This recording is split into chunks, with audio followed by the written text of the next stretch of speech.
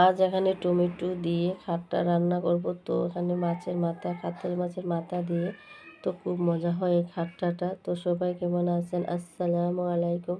তো এখানে রসুন বেশি করে দিয়ে লাল করে ভেজে নিব। তারপর এখানে হলুদ ও একটু মরিচ দিয়ে লবণ দিয়ে ভালো করে কষিয়ে নিয়ে টমেটো দিয়ে দিব। টমেটো দিয়ে ভালো করে নাড়াচাড়া করে পানি দিয়ে তারপরে একটু গুটে নিব যাতে টমেটো গলে যায় সব।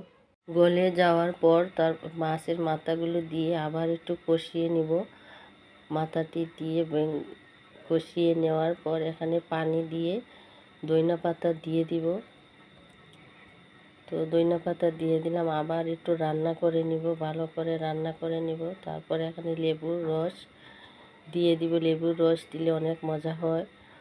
তো লেবুর রস দিয়ে দিলাম, দিয়ে আবার একটু রান্না করে নিব। তো খুব মজা হয়েছিল।